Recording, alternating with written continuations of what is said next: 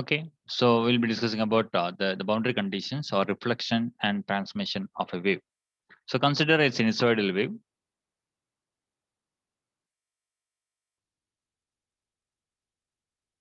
moving from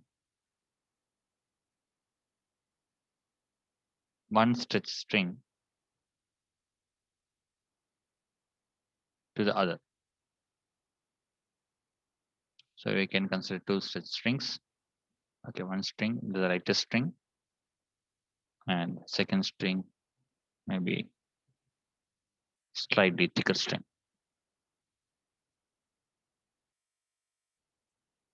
Okay, so a wave generated from the left side.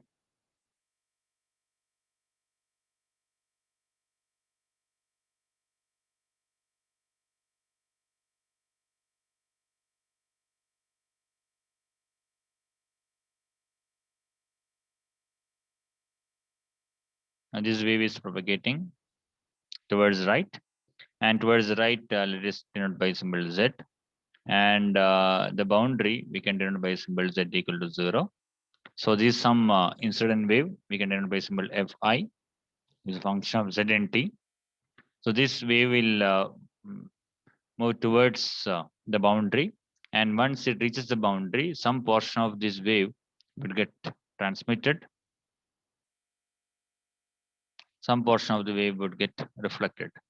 So the transmitted wave we can denote by the symbol Ft of Zt. Okay, better we can use a complex notation. And the reflected I will be denoting by symbol Fr tilde of Zt. Okay, now let us denote the frequency of oscillation as omega, the angular frequency of oscillation. Now remember that the oscillation or the frequency of oscillation will not change when the wave is undergoing reflection or transmission.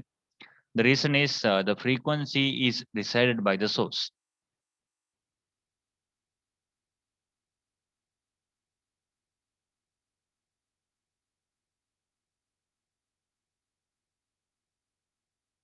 Okay, so the frequency means the number of waves produced per second. So that would be depending upon the source. That is how fast you are oscillating the string.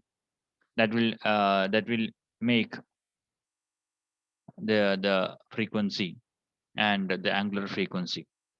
So the angular frequency and the frequency would be fixed by the source, and that will not change during the propagation. So the frequency of the wave will not change when it is undergoing the transmission or reflection. But whereas the speed of the wave may change. Okay, suppose the first string is of a mass per unit length mu1, and the second string is of mass per unit length mu2, and here we assume mu2 is greater than mu1. Okay, then the speed of the wave would be different. The speed of the wave v1 would be larger than v2, because the speed of the wave in a string is square root of t by mu. Then larger the mu means the smaller would be the speed. So speed of the wave in the lighter string would be larger compared to the speed of the wave in the thicker string. So V2 would be less than V1. Okay, so the frequency would be the same. So frequency on the both the string would be the same, but the speed would be different. So hence the propagation vector would be different. Okay, so keeping that in mind, we can write the expression for Fi, Fr, and Ft. So Fi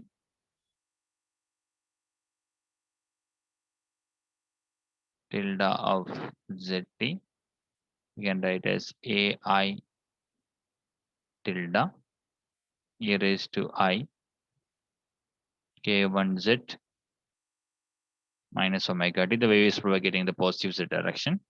And what about the reflected wave? The reflected FRZT, the amplitude may be different, so we can denote by symbol AR. And then e raised to I, the wave vector would be the same because the reflected wave is in the same medium. So the wave vector would be the same, but its direction is opposite. The wave is moving in the opposite direction, that is towards the negative z direction.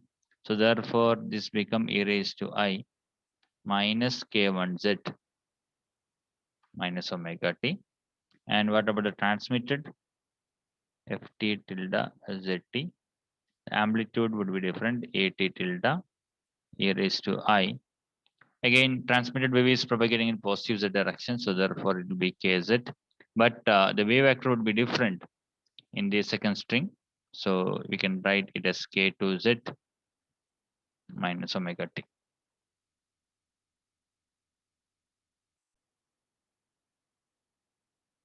Okay, so our boundary is at z equal to 0.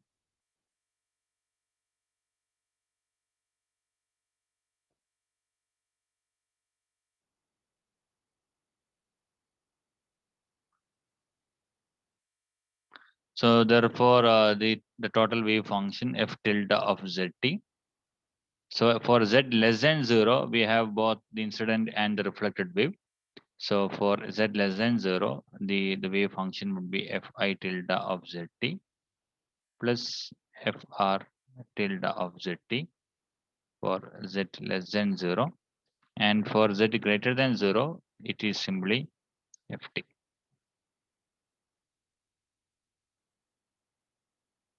Okay. Now this f tilde must be continuous. Not only the f tilde, not only the function, its first derivative should also be continuous. Because if you look at the the wave equation satisfied by the wave function is dou square f tilde by dou z square is equal to 1 by v square dou square f tilde by dou t square. So this is a second derivative. So in order to get the second derivative, the finite second derivative, the function must be continuous and its first derivative should also be continuous. Okay. So the existence of the wave equation implies that so both f tilde of zt and dou f tilde by dou z must be continuous. Okay, so that means at the boundary it must be same. So at the boundary, so z less than 0, the function is this. Z greater than 0, the function is 0. But at z equal to 0, so both function must be the same. And similarly, the first derivative of the function with respect to z must match at z equal to 0. So that is what is meant by the continuity condition. So we can take the first condition, f tilde of zt must be continuous. It is z equal to 0. So that means limit z into 0 f tilde of zt. Okay, from limit we can come from the left side so that we can put as 0 minus. That would be equal limit z into 0 plus f tilde of zt. Okay, so we can write that as f tilde, oh sorry, f I. On the left side we have incident wave plus the reflected wave. This must be equal to f tilde of transmitted 0t. Now what is FIZT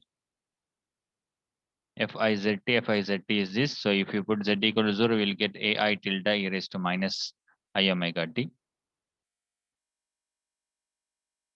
AI tilde e raised to minus I omega t plus the second function become AR tilde. Again, it is e raised to minus I omega t. And the last one would be AT tilde e raised to minus I omega t. So all this e raised to minus I omega t would cancel. And what will I get is AI tilde plus AR tilde equal AT tilde. Now this can be equation number 1. So from the continuity condition of the function, we got one connection between AI, AR, and AT. So both are all three are the complex amplitudes of incident, reflected, and transmitted wave. and it is like this: ai tilde plus ar tilde must be equal to at tilde. Now the second condition is the derivative dou f tilde by dou z must be continuous. It is z equal to 0. So that means limit z tends to 0 minus dou f tilde by dou z must be equal to limit z tends to 0 plus dou f tilde by dou z. So what will you get? Okay, on the left side we have both the fi plus fr from when you are approaching from the left side. So if you take the derivative of fi with respect to z, we'll get ai, then I k1 will come outside, then e raised to I k1 z minus omega t. So the left side become I k1 ai tilde e raised to minus I omega t. Okay, better we can take another page to write it down because it requires some more space.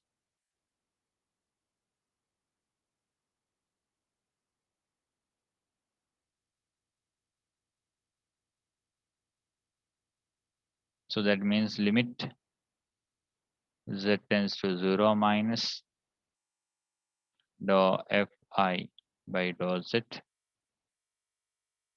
plus dou f r tilde by dou z equal limit z tend to 0 dou ft tilde by dou z, and we already know what is fi, fr and ft.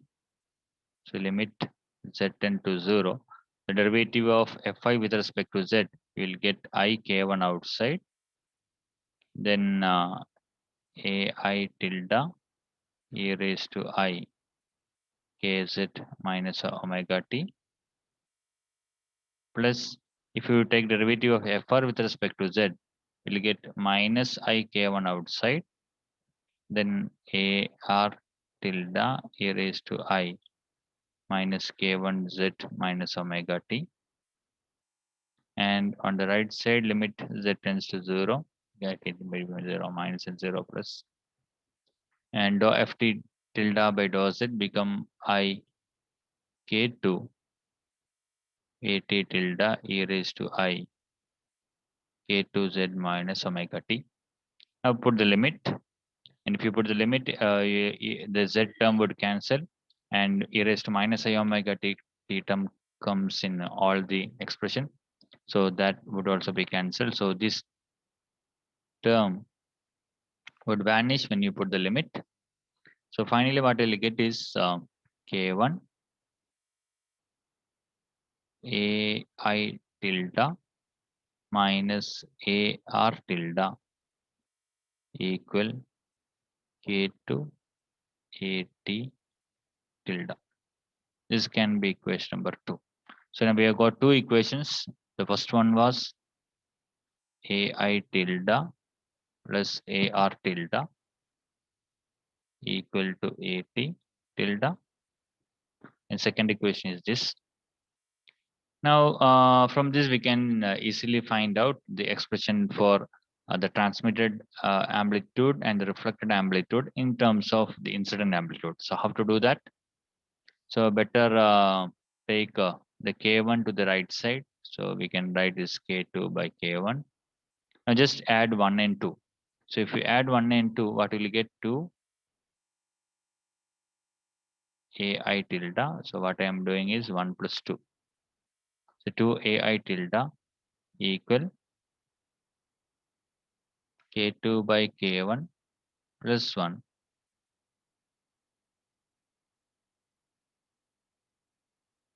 at tilde, or at tilde equal to 2 k1 divided by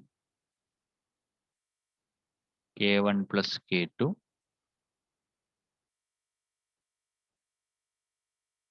ai tilde. Okay, so we have got the expression for the transmitted amplitude in terms of the incident amplitude. So similarly, we can find out the AR tilde. Just substitute this AT tilde in one of this expression, either on the equation number 1 or equation number 2. From that, we'll get the expression for AR tilde. So that I am leaving to you. You can do that step. So AR tilde will become K1 minus K2 divided by K1 plus K2 times AI tilde.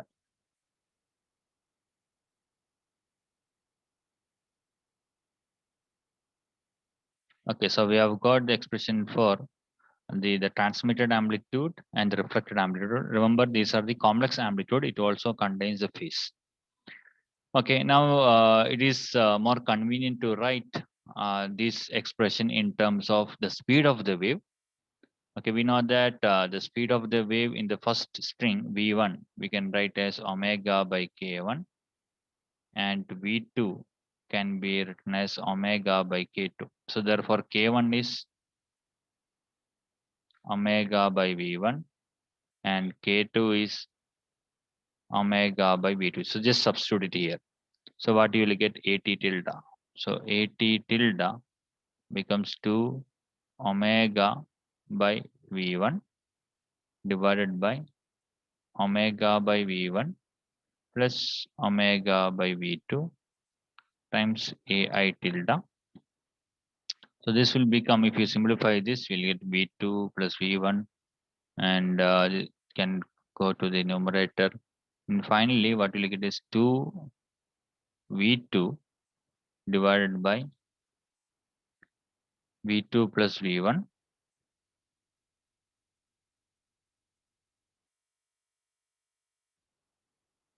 times ai tilde, and ar tilde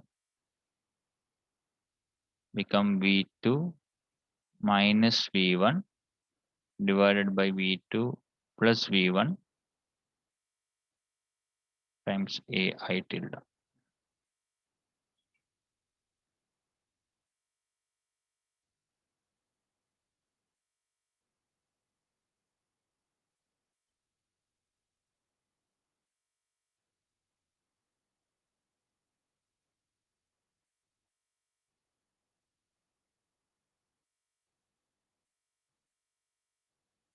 So remember, these are the connection between the complex amplitude. Now, what about the real amplitude? Because the complex amplitude A contains both the real amplitude and the phase. Now, AR tilde we can write as AR e raised to I delta R, and AI, and this can be as V2 minus V1 divided by V2 plus V1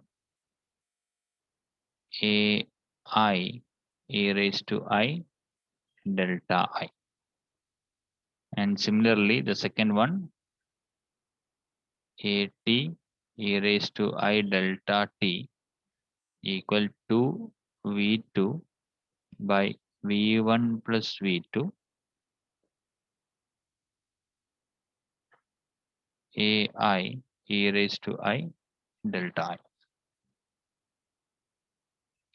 Now we can take consider two situation. So there are two possibility. Either V2 can become greater than V1 or V2 become less than V1. So the situation that we have considered now is V2 is less than V1. So if V2 is less than V1, that means in the second medium is thicker and the speed of the wave is smaller. Then in such case, what happens? So if V2 is greater than V1, then better we can go to the next page.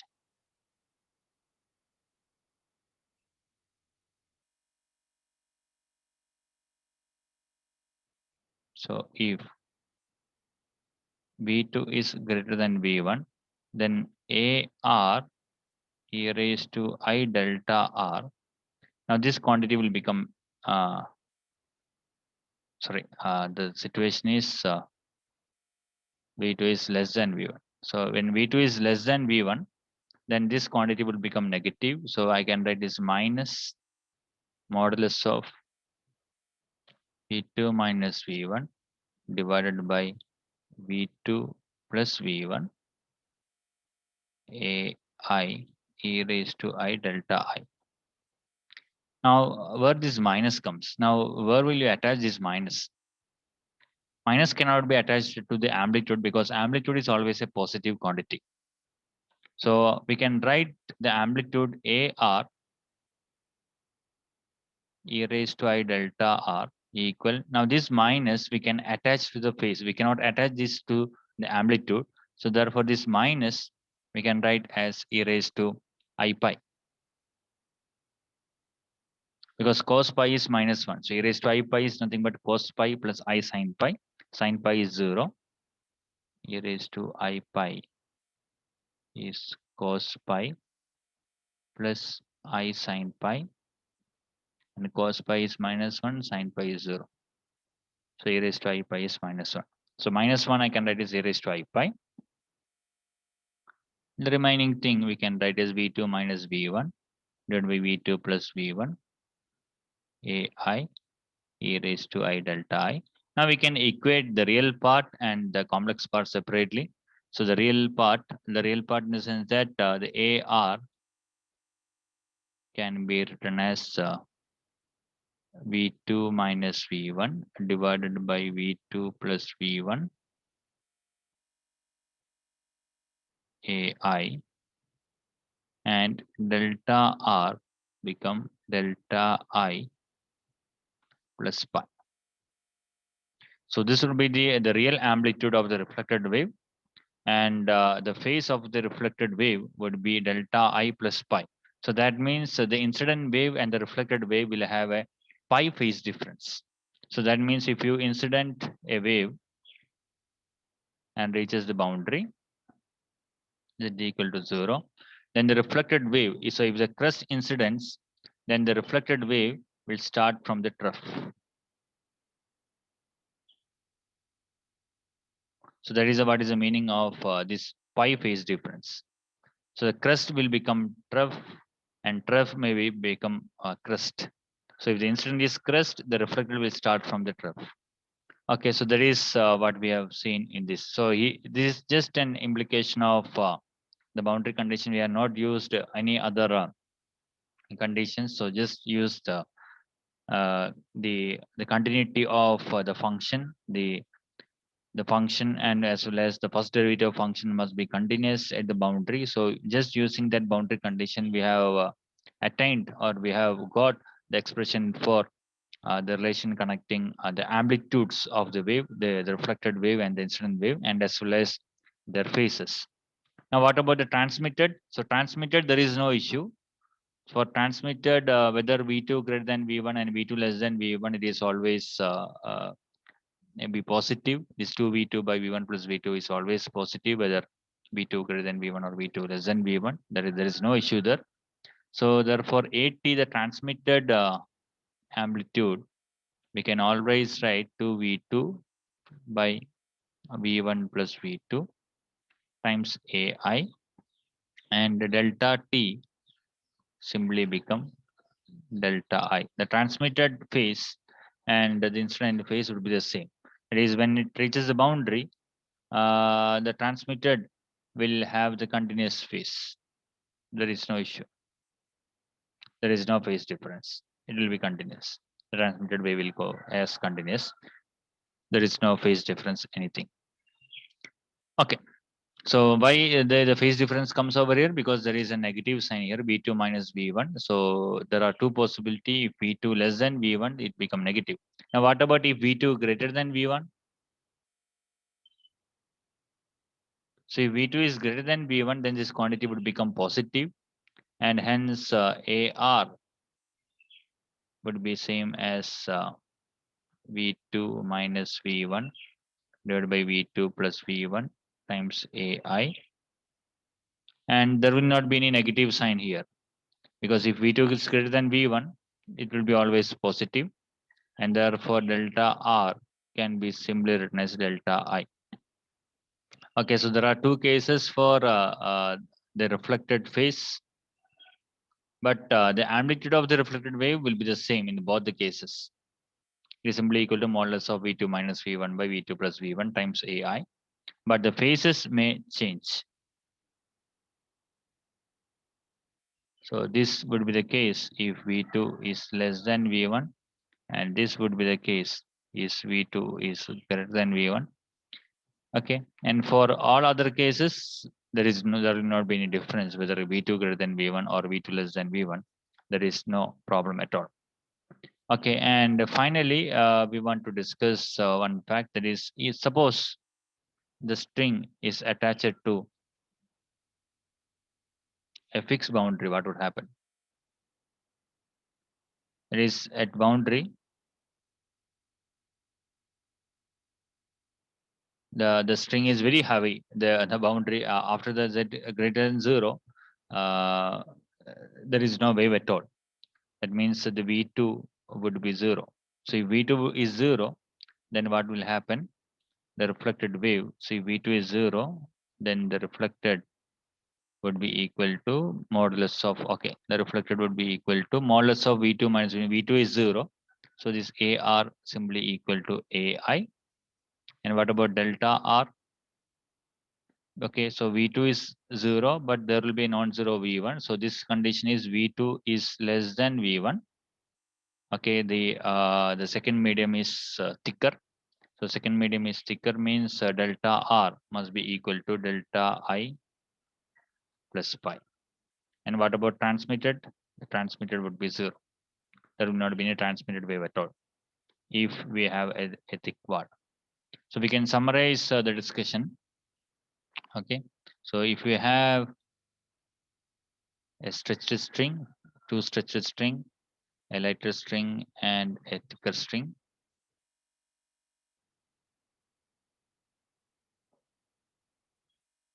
then